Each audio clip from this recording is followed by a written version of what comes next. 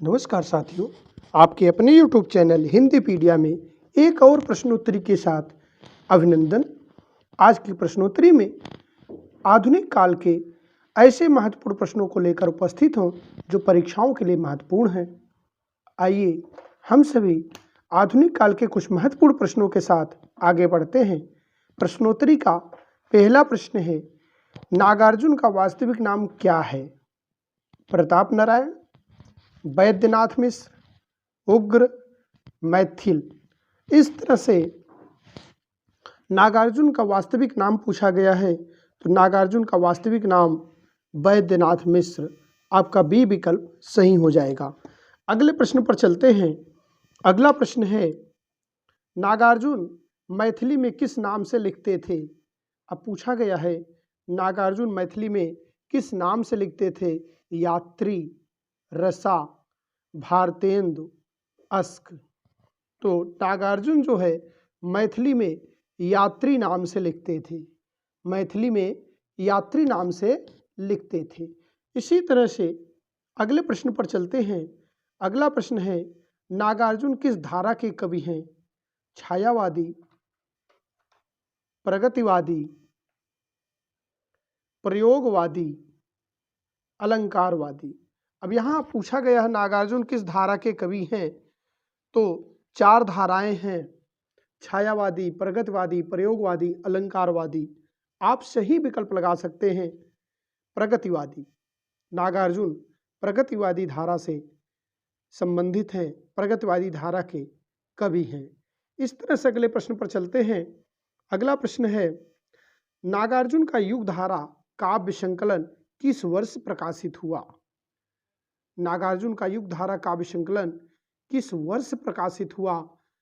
चार वर्ष दिए गए हैं, 1936 ईस्वी, 1940 ईस्वी, 1952 ईस्वी, 1957 ईस्वी। सही विकल्प है सी, 1952 ईस्वी। तो आपका सही विकल्प हो जाएगा 1952 ईस्वी में नागार्जुन ने युगधारा काव्य संकलन प्रकाशित किया था। इसी तरह से अगले प्रश्न पर चलते हैं। अगला प्रश्न है, नागार्जुन किस सप्तक के कवि हैं? तार सप्तक, प्रथम तार सप्तक, दूसरा तार सप्तक, किसी के नहीं। अब यहाँ जो विकल्प दिए गए हैं ये विकल्प सारगर्भित नहीं है, क्योंकि तार सप्तक को ही प्रथम तार सप्तक कहा जाता है। प्रथम तार सप्तक गलत नाम है, जबकि सही नाम है तार सप्तक। तार सप्तक द्वितीय तार सप्तक, तृतीय तार सप्तक और चतुर्थ तार सप्तक। इस तरह से इसका विकल्प इस तरह से होना चाहिए, लेकिन यहाँ सही विकल्प क्या है कि नागार्जुन किस तार सप्तक के कवि हैं या किस सप्तक के कवि हैं। तो यहाँ पर सही विकल्प हो जाएगा नागार्जुन किसी सप्तक के कवि नहीं है।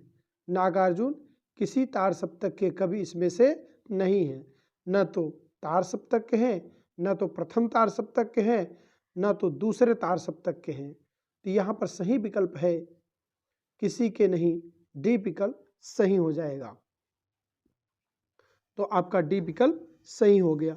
अगले प्रश्न पर चलते हैं। अगला प्रश्न है, मौन भी अव्यंजना है, जितना तुम्हारा सच है उतना ही कहो, किसकी पंक्तियां हैं? दिनकर की, नागार्जुन की, अज्ञेय की, निराला की। ते पंक्तियां जो है अज्ञेय की हैं। किसकी पंक्तियां हैं? अज्ञेय की। सी विकल्प सही हो जाएगा। अगले प्रश्न पर चलते हैं। अगला प्रश्न है, छायावाद के बाद नए आंदोलन की शुरुआत नंद दुलारे वाजपेयी ने किससे मानी? गिरिजा कुमार माथुर से, अंचल से, रामेश्वर शुक्ल अंचल, हरिवंश राय बच्चन और दिनकर। तो छायावाद के बाद नए आंदोलन की शुरुआत नंद दुलारे वाजपेयी ने अंचल से मानी। आपका बी विकल्प बिल्कुल सही हो जाएगा, बी विकल्प। इसी तरह से अगले प्रश्न पर चलते हैं। अगला प्रश्न है, नामवर सिंह मुख्यतः क्या हैं? आलोचक, उपन्यासकार, कवि, नाटककार। तो आपका सही विकल्प हो जाएगा नामवर सिंह एक प्रसिद्ध आलोचक हैं, एक प्रसिद्ध आलोचक हैं। अगले प्रश्न पर चलते हैं। अगला प्रश्न है, एकलव्य प्रबंध काव्य के रचयिता हैं। एकलव्य प्रबंध काव्य के रचयिता हैं हरिवंश राय बच्चन, रामधारी सिंह दिनकर, भगवती चरण वर्मा, राम कुमार वर्मा। तो आपका सही विकल्प हो जाएगा डी, राम कुमार वर्मा। अगले प्रश्न पर चलते हैं। अगला प्रश्न है, उत्तर छायावाद के पश्चात आधुनिक खड़ी बोली किस केंद्र पर गति पकड़ रही थी? उत्तर छायावाद के पश्चात काशी, इलाहाबाद, कानपुर, बम्बई। तो इस तरह से उत्तर छायावाद के पश्चात अगर बात की जाए तो आधुनिक खड़ी बोली इलाहाबाद केंद्र पर गति पकड़ रही थी। कहाँ पकड़ रही थी? इलाहाबाद केंद्र पर गति पकड़ रही थी। आपका बी विकल्प बिल्कुल सही हो जाएगा। अगले प्रश्न पर चलते हैं। अगला प्रश्न है, उत्तर छायावाद में ब्रजभाषा काव्य का अंतिम दौर किस केंद्र में चल रहा था? उत्तर छायावाद के पश्चात में ब्रजभाषा काव्य का अंतिम दौर किस केंद्र पर चल रहा था? काशी, कलकत्ता, इलाहाबाद, प्रयाग। तो आपका सही विकल्प हो जाएगा काशी। काशी विकल्प बिल्कुल सही हो जाएगा। अगले प्रश्न पर चलते हैं। अगला प्रश्न है, स्वच्छंदतावाद में किस विशेषता की प्रमुखता है? विसंगति बोध, यथार्थोन्मुखता, वैयक्तिकता, अजनबीपन। तो स्वच्छंदतावाद में वैयक्तिकता विशेषता की प्रमुखता है। आपका सी विकल्प सही हो जाएगा, वैयक्तिकता। इसी तरह से अगले प्रश्न पर चलते हैं। अगला प्रश्न है, बच्चन और दिनकर दोनों प्रतिद्वंदी कवि हैं। बच्चन की भाषा दिनकर से जोरदार है। दिनकर के बच्चन से अधिक उन्मादक, सारवान और सामयिक है। दोनों में जो एक दूसरे को ग्रहण कर लेगा, हिंदी कविता के वर्तमान और अगले युग का नेता होगा। यह कथन किसका है? किसका कथन है? यह कथन जो है किसका है? 4 विकल्प दिए गए हैं। राम नरेश त्रिपाठी, पंत, महादेवी वर्मा, सूर्यकांत त्रिपाठी निराला। तो यहाँ पर 4 विकल्प दिए गए हैं, जिसमें से ए विकल्प आपका बिल्कुल सही हो जाएगा, राम नरेश त्रिपाठी। अगले प्रश्न पर चलते हैं। अगला प्रश्न है, कामाध्यात्म की भावभूमि पर आधारित ग्रंथ है। कामायनी, उर्वशी, एकलव्य, आकाशगंगा। तो कामाध्यात्म की भावभूमि पर आधारित ग्रंथ जो है, सही विकल्प आपका है बी, उर्वशी। सही विकल्प है बी, उर्वशी। अगले प्रश्न पर चलते हैं। अगला प्रश्न है, मिलन यामिनी गीत संग्रह के रचयिता हैं दिनकर, भगवती चरण वर्मा, बच्चन, अंचल। तो ये मिलन यामिनी गीत संग्रह के रचयिता हैं हरिवंश राय बच्चन। तो आपका सी विकल्प बिल्कुल सही हो जाएगा। अगले प्रश्न पर चलते हैं। अगला प्रश्न है, अंचल किस साहित्यकार का नाम है? भगवती चरण वर्मा, नरेंद्र शर्मा, रामधारी सिंह, रामेश्वर शुक्ल। तो अंचल जो है रामेश्वर शुक्ल का नाम है। विकल्प डी आपका बिल्कुल सही हो जाएगा। अगले प्रश्न पर चलते हैं। दिनकर किस साहित्यकार का नाम है? दिनकर रामचंद्र शुक्ल, राम कुमार वर्मा, रामधारी सिंह, नरेंद्र शर्मा। आपका सही विकल्प हो जाएगा, रामधारी सिंह का नाम दिनकर है। रामधारी सिंह का नाम दिनकर है। अगले प्रश्न पर चलते हैं। अगला प्रश्न है, परिरंभ कुंभ की मदिरा, निःश्वास मलय के झोंके, यह पंक्ति किसकी है? जयशंकर प्रसाद की, सुमित्रा नंदन पंत की, राम कुमार वर्मा की, महादेवी वर्मा की। तो परिरंभ जब बात की जाए कुंभ की मदिरा, तो यह जयशंकर प्रसाद की रचना है। आपका ए विकल्प बिल्कुल सही हो जाएगा। जयशंकर प्रसाद की रचना है। अगले प्रश्न पर चलते हैं। अगला प्रश्न है,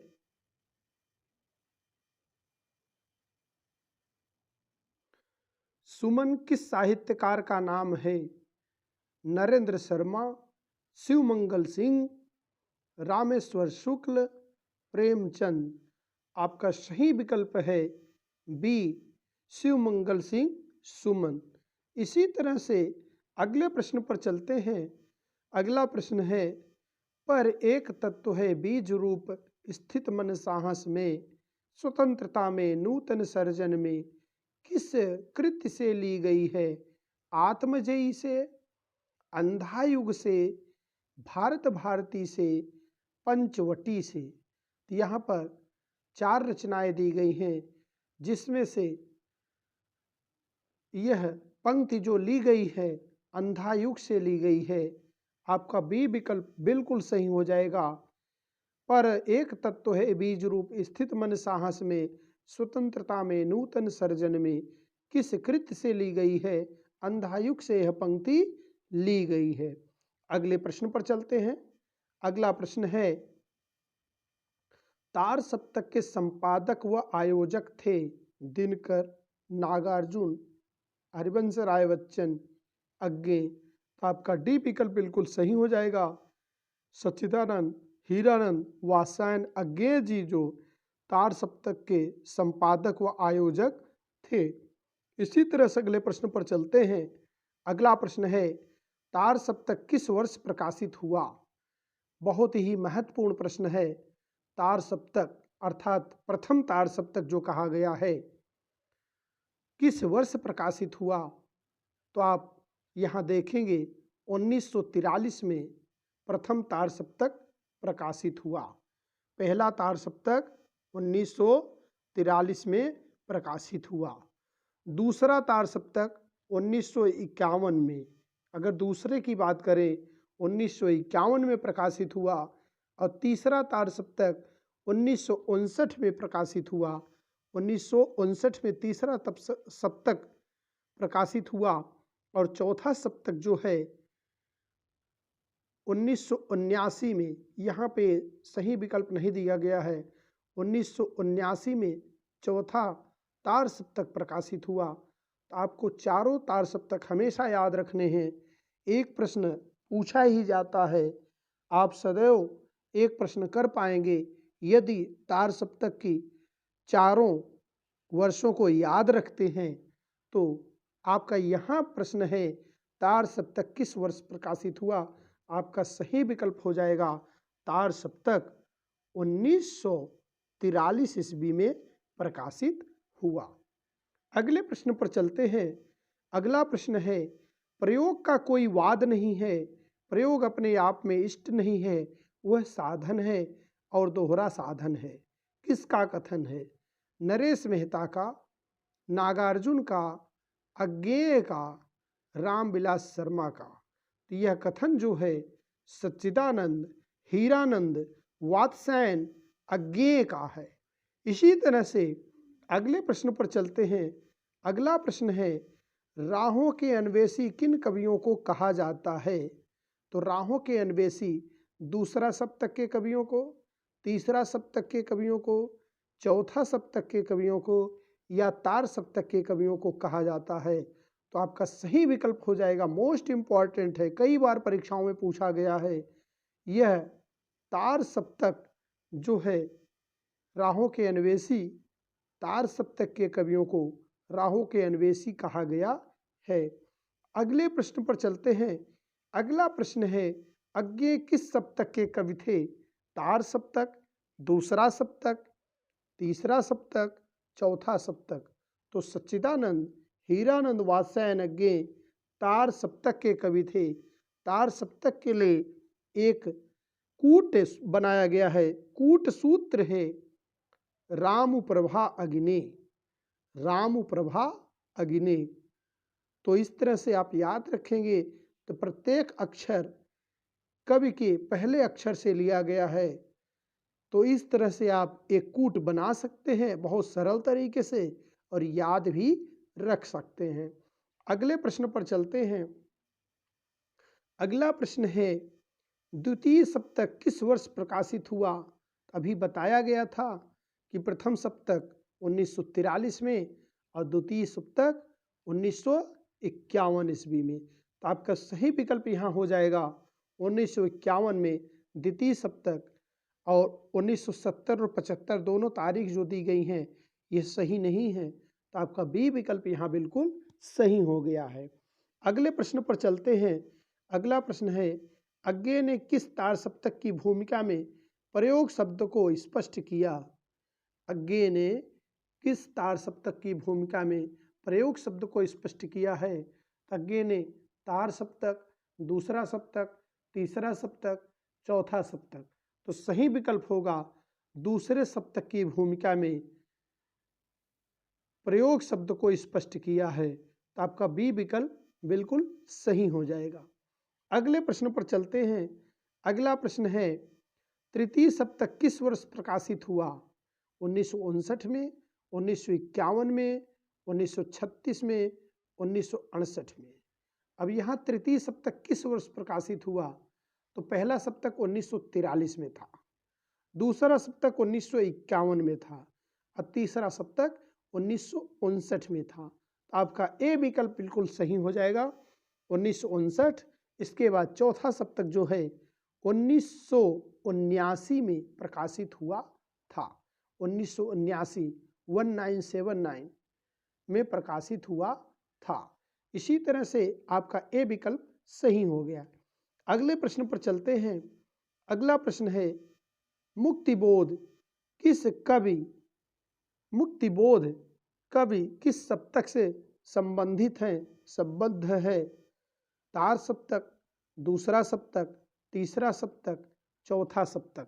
अब यहाँ जो मुक्तिबोध का नाम लिया जा रहा है कि मुक्तिबोध का संबंध किस सप्तक के कवियों से है, मुक्तिबोध का संबंध किस सप्तक के कवियों से है, यह ध्यान देना है। तो ध्यान से जब आप पढ़ेंगे आप पाएंगे कि मुक्तिबोध का संबंध तार सप्तक के कवियों से है, तार सप्तक के रूप में है। तो आपका ए विकल्प बिल्कुल सही हो जाएगा। अगले प्रश्न पर चलते हैं।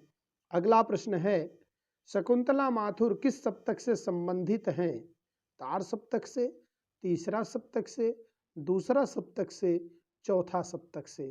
तो शकुंतला माथुर किस सप्तक से संबंधित हैं? तो शकुंतला माथुर धनवसर हसदी, धनवसर हसदी शकुंतला माथुर दूसरे सप्तक से संबंधित हैं। शकुंतला माथुर दूसरे सप्तक, अर्थात यहाँ पर आपका सी विकल्प बिल्कुल सही हो जाएगा। अगले प्रश्न पर चलते हैं। अगला प्रश्न है, भारत भूषण अग्रवाल किस सप्तक से संबंधित हैं? दूसरा सप्तक से, तीसरा सप्तक से, चौथा सप्तक से, तार सप्तक से। तो तार सप्तक का सूत्र, कूट सूत्र आपने सुना था, राम प्रभा। तो भारत भूषण अग्रवाल पूछा गया है प्रभा। तो भारत भूषण अग्रवाल तार सप्तक से संबंधित कवि हैं, तार सप्तक से संबंधित कवि हैं। आपका डी विकल्प बिल्कुल सही हो जाएगा। तो तार सप्तक आप अपना उत्तर सही कर सकते हैं। अगले प्रश्न पर चलते हैं। किस लेखक के गद्य विधान को आचार्य शुक्ल ने सायास अनुप्रास में गूथे शब्द गुच्छों का अटाला कहा है? शब्द गुच्छों का अटाला कहा है, गुथे शब्द गुच्छों का अटाला कहा है। बाल मुकुंद गुप्त, गोविंद नारायण मिश्र, माधव प्रसाद मिश्र, सरदार पूर्ण सिंह। तो गोविंद नारायण मिश्र के गद्य विधान को सायास अनुप्रास में गूथे, सायास अनुप्रास में गूथे शब्द गुच्छों का अटाला कहा है। शुक्ल ने गोविंद नारायण मिश्र के, किसके? गोविंद नारायण मिश्र के गद्य विधान को। इस तरह से आपका बी विकल्प सही हो जाएगा। बहुत ही महत्वपूर्ण प्रश्न है, बी विकल्प सही हो जाएगा। अगले प्रश्न पर चलते हैं। अगला प्रश्न है, सरदार पूर्ण सिंह के कुल निबंध हैं। सरदार पूर्ण सिंह के कुल निबंध कितने हैं? 10, 6, 5, 15। इस तरह से सरदार पूर्ण सिंह के कुल निबंधों की संख्या जो पूछी गई है वह बी विकल्प सही हो जाएगा 6 निबंध हैं, 6 निबंध हैं। इसी तरह से अगले प्रश्न पर चलते हैं। अगला प्रश्न है, शिव शंभू का चिट्ठा किसकी गद्य रचना है? शिव शंभू का चिट्ठा किसकी गद्य रचना है? बाल मुकुंद गुप्त, विजयानंद दुबे, सरदार पूर्ण सिंह, आचार्य शुक्ल, आचार्य शुक्ल। इस तरह से यहाँ पर सही विकल्प है बाल मुकुंद गुप्त। आपका ए विकल्प सही हो जाएगा, बाल मुकुंद गुप्त। इसी तरह से अगले प्रश्न पर चलते हैं। अगला प्रश्न है, शिव शंभू का चिट्ठा किस पत्र में प्रकाशित हुआ था? भारत मित्र में, माधुरी में, जागरण में, सरस्वती में। तो शिव शंभू का चिट्ठा किस पत्र में प्रकाशित हुआ था? भारत मित्र में। किस में प्रकाशित हुआ था? भारत मित्र में। ए विकल्प सही हो जाएगा। इसी तरह से अगले प्रश्न पर चलते हैं। अगला प्रश्न है, अपनी ही दृष्टि अपने ही भाव किस विधा की प्रमुख विशेषता है? कहानी की, उपन्यास की, नाटक की, निबंध की। अपनी ही दृष्टि अपने ही भाव निबंध विधा की प्रमुख विशेषता है। निबंध विधा की प्रमुख विशेषता है। इसी तरह से अगले प्रश्न पर चलते हैं। अगला प्रश्न है, पुष्पांजलि किसके निबंधों का संग्रह है? पुष्पांजलि गुलेरी, चंद्रधर शर्मा गुलेरी, पद्म सिंह, माधव प्रसाद मिश्र, गोविंद नारायण मिश्र। इस तरह से पुष्पांजलि पूछा गया है। पुष्पांजलि, तो पुष्पांजलि किसके निबंधों का संग्रह है? माधव प्रसाद मिश्र। माधव प्रसाद मिश्र के निबंधों का संग्रह पुष्पांजलि है। सी विकल्प आपका सही हो जाएगा। यहाँ पर सी विकल्प आपका सही हो जाएगा। अगले प्रश्न पर चलते हैं। अगला प्रश्न है, विजयानंद दुबे किस लेखक का उपनाम है? गोविंद नारायण मिश्र का, पद्म सिंह शर्मा का, कौशिक का, अध्यापक पूर्ण सिंह का। अब विजयानंद दुबे पूछा गया है। विजयानंद दुबे किस लेखक का उपनाम है? विश्वंभर नाथ शर्मा। कौशिक का नाम विजयानंद दुबे है। तो आपका सी विकल्प सही हो जाएगा, विश्वंभर नाथ शर्मा कौशिक। आपका सी विकल्प सही हो गया। इसी तरह से अगले प्रश्न पर चलते हैं। शिव शंभू का चिट्ठा के व्यंग्य लेख को किसको आधार बनाकर लिखे गए हैं? शिव सिंह सेंगर को, लॉर्ड हार्डिंज को, महावीर प्रसाद द्विवेदी को, लॉर्ड कर्जन को। शिव शंभू का चिट्ठा किसको आधार बनाकर लिखे गए हैं? लॉर्ड कर्जन को आधार बनाकर लिखे गए हैं।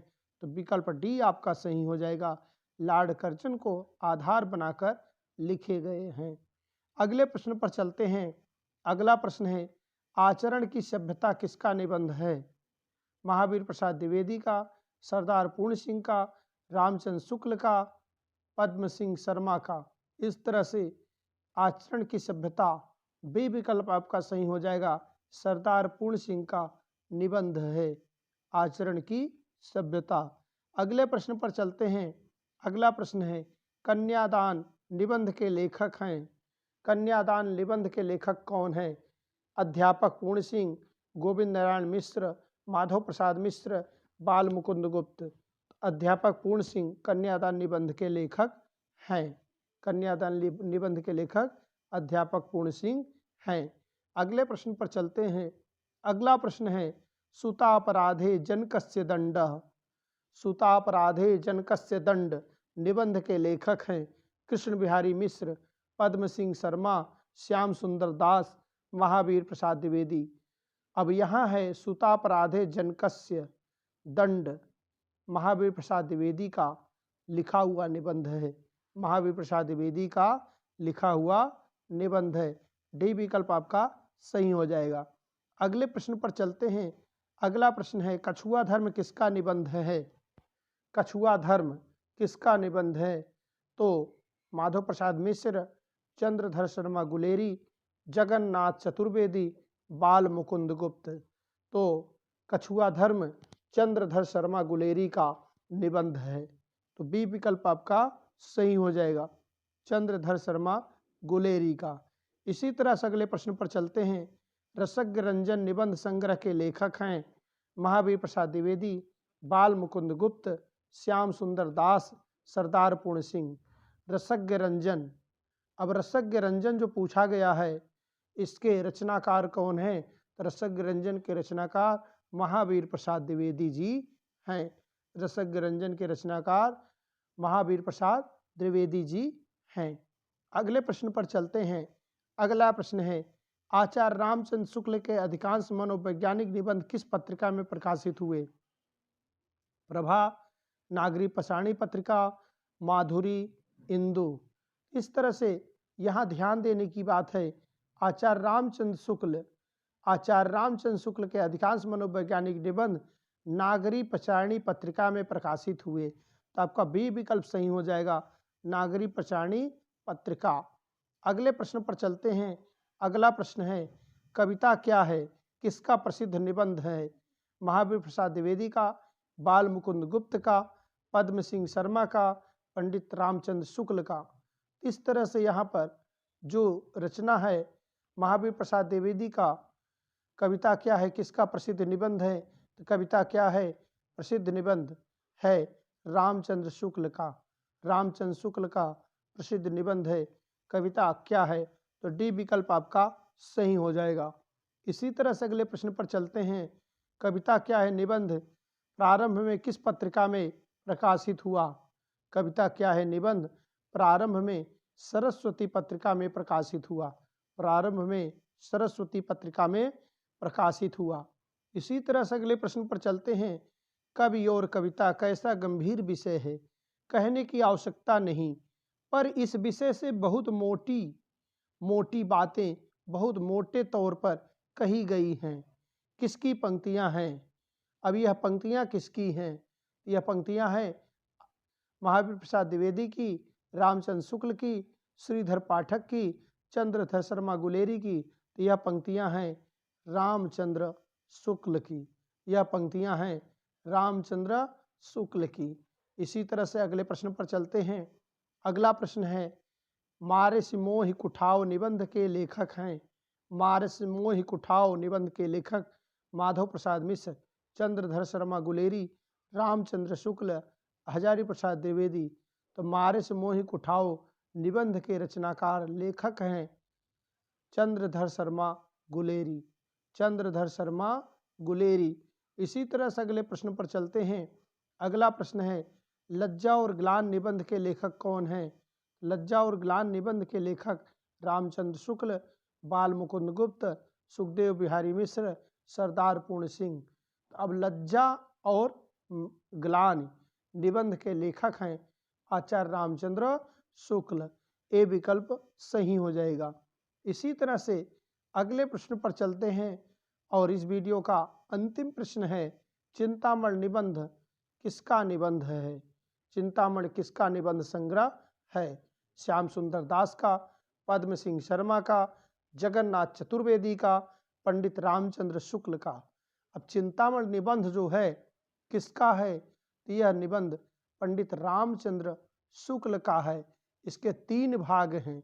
इसके 3 भाग प्रकाशित हुए हैं। इस तरह से आपका डी विकल्प यहाँ सही हो जाएगा। आज की प्रश्नोत्तरी यहीं समाप्त करते हैं। आज की प्रश्नोत्तरी आपको कैसी लगी? वीडियो अच्छा लगा हो चैनल को सब्सक्राइब करें, दोस्तों में वीडियो को शेयर करें। आज के लिए इतना ही। जय हिंद, जय भारत।